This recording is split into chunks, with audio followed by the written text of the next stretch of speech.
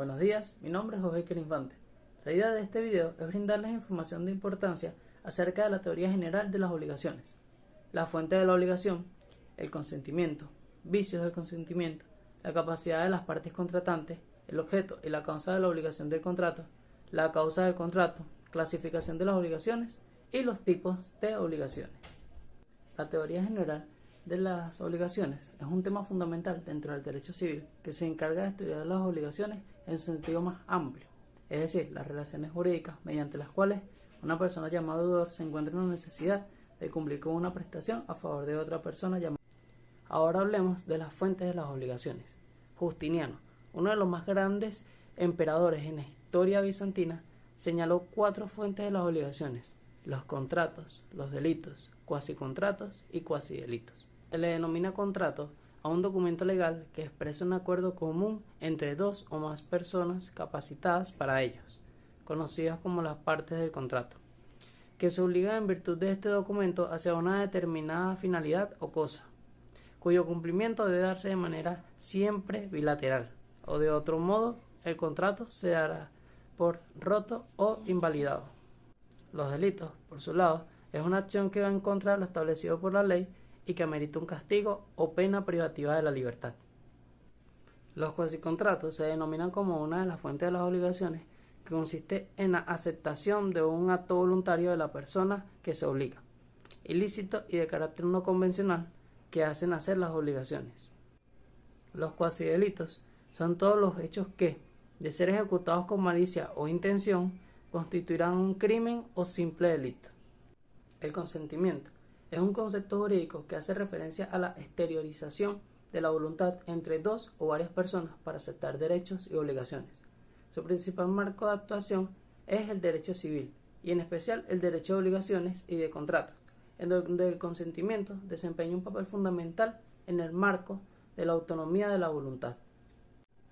Ahora hablemos de los vicios del consentimiento. Este se refiere a la falta de voluntad sana o de los actos voluntarios que conducen a la anulabilidad o la nulidad del contrato, cuando falla en un acto jurídico determinado. Existen 3 vicios del consentimiento: el error, el dolo y la violencia. Cuando hablamos del error, por ejemplo, en este contexto nos referimos a una mala apreciación de la realidad que causa ignorancia. En el caso del consentimiento, el error implica que una de las partes del contrato tiene una percepción errónea de la realidad y por tanto no sabría realmente lo que está afirmando. El dolo, por su parte, se produce cuando una de las partes engaña a la otra para firmar el contrato. Además, este engaño se realiza a sabiendas y con la intención de causar daño a la otra persona. La violencia es el acto que, mediante el uso de la fuerza o la amenaza del uso de la fuerza, obligan al contratante a la celebración de un acto que es contrario a su voluntad. Capacidad de las partes. La capacidad de los contratantes puede dividirse en capacidades de goce y capacidades de ejercicio. Por capacidad de goce se entiende la actitud que la ley reconoce a una persona para ser titular de derechos y obligaciones. En tanto, la capacidad de ejercicio es la facultad que usan o ponen en práctica esos derechos y las mismas obligaciones. Objeto y causa del contrato. El objeto del contrato son las obligaciones de la parte. Estas son en realidad los intereses sobre el cual recae el contrato, ya que, a su vez, el objeto de la obligación es la prestación, es decir, conducta en la cual consiste el cumplimiento del mismo. La causa, por su parte, es el motivo o fin del contrato. Explica y justifica las obligaciones y los derechos de las partes.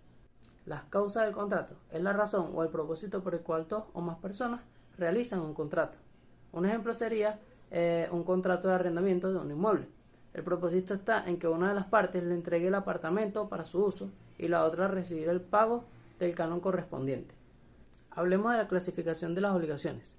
Según su objeto, esta se divide en la obligación de hacer, que es aquella en la que el deudor se compone a realizar una acción, y la obligación de no hacer, que es aquella en la que el deudor se compone a abstenerse de realizar una acción.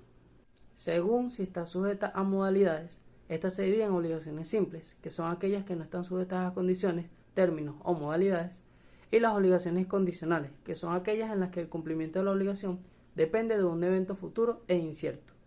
La obligación de dar es aquella en la que el deudor se compromete a entregar una cosa. Las obligaciones de pluralidad de sujetos son aquellas en las que intervienen más de un deudor o más de un acreedor.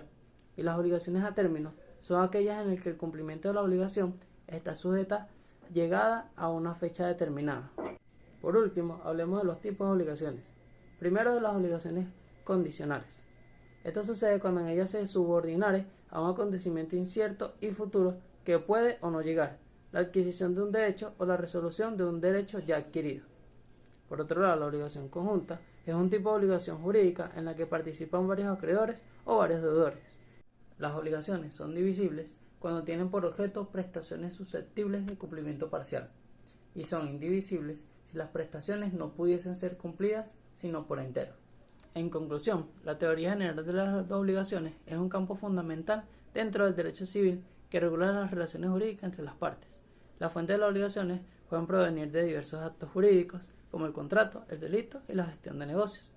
Es decir, el estudio de la teoría general de las obligaciones y sus diferentes aspectos es imprescindible para comprender el funcionamiento del derecho civil y las relaciones jurídicas entre las personas. Muchas gracias por su atención, espero que la información haya sido de ayuda y que tengan un feliz día.